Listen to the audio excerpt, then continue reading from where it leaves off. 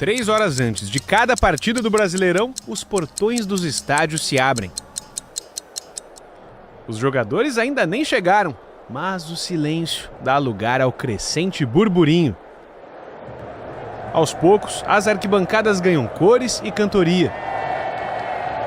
Se dentro do campo são apenas 22 jogadores, é ao redor dele que a alma do futebol ganha milhares de corpos. A competição de ponta, o principal indicador de sucesso é a média de público. Porque isso significa, no fim do dia, que você está conseguindo atrair e tirar alguém que está em casa para o estádio, diante da percepção de valor que ele tem do clube dele, da competição, da segurança, da experiência agradável. Esse é o Roberto.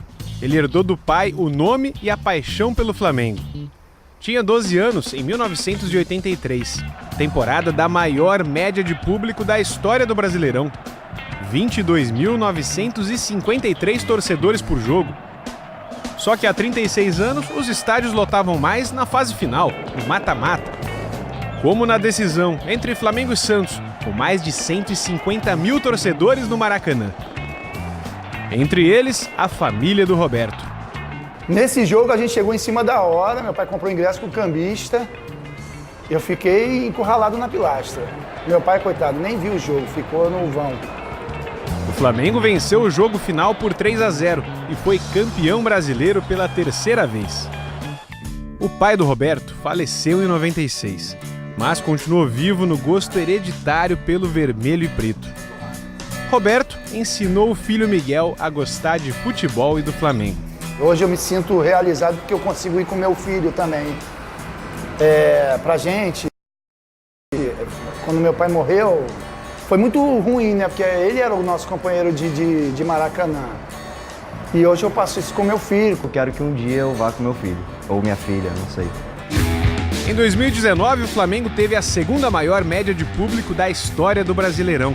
55 mil torcedores por jogo, só abaixo de 83, que foi de aproximadamente 60 mil. Tenho certeza que isso é o reconhecimento da torcida, é o reconhecimento de quem gosta de futebol. Eu acho que é sempre prazeroso você jogar com o Maracanã lotado. Em todos os jogos do Flamengo como mandante, o Miguel estava lá. Todo jogo eu compro o copo. É questão assim, o jogo que eu fui, eu quero marcar o jogo que eu fui. Eu quero poder um dia pegar esses copos, mostrar pro meu filho e falar aqui, ó, dos jogos que eu fui. Uma coleção quase completa. E infelizmente Flamengo e Chape eu cheguei meio atrasado e não consegui comprar o copo. Mas contra o Avaí, o Miguel chegou a tempo de garantir o último copo da coleção. Ele e o pai fazem parte de milhares de flamenguistas que ajudaram a aumentar a média de público do Brasileirão desse ano. Um campeonato que já entrou para a história com um recorde que veio das arquibancadas Brasil afora.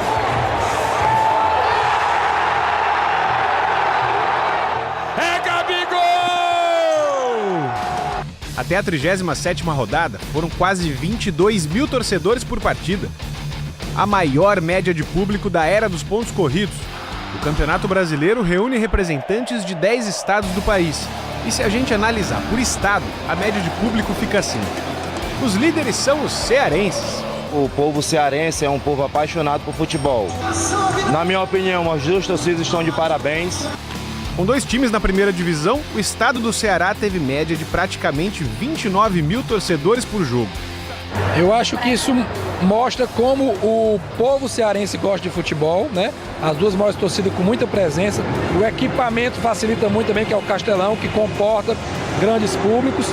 E eu acho que é muito bom para o futebol cearense, os 2 clubes na Série A, sem dúvida, e para a economia do estado, porque geram uma movimentação em todo o trade turístico, em toda uma cadeia, porque são 38 grandes eventos, 19 jogos de cada um dos times. Então ganha todo mundo. Castelão com bons públicos, mesmo com campanhas medianas do Ceará e do Fortaleza no Brasileirão. Fortaleza, que entre todos os times da Série A, é o que cobra o ingresso mais barato na média, R$14.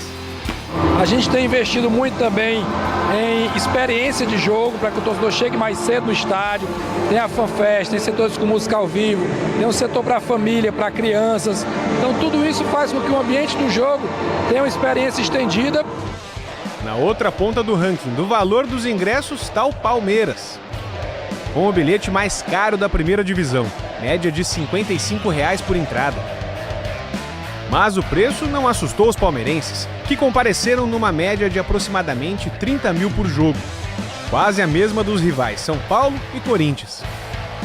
O regulamento da CBF sugere um valor mínimo de R$ 40 por ingresso, com meia entrada a 20. Mas os clubes mandantes têm liberdade para sugerirem promoções. Com o aval da Confederação, os preços são reduzidos. Botafogo e Fluminense, por exemplo, chegaram a vender ingressos por R$ 5. E a precificação ela é algo muito sensível, né? Cada clube precisa conhecer o seu cliente, o seu consumidor.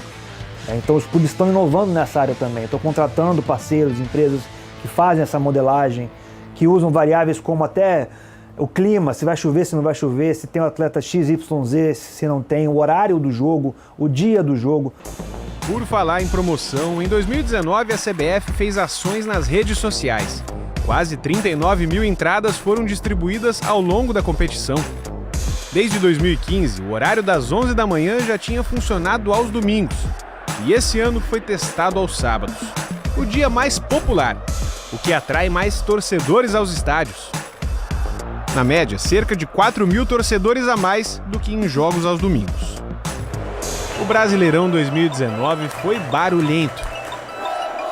Estreitou vínculos, criou memórias e fez com que os torcedores se sentissem verdadeiros campeões.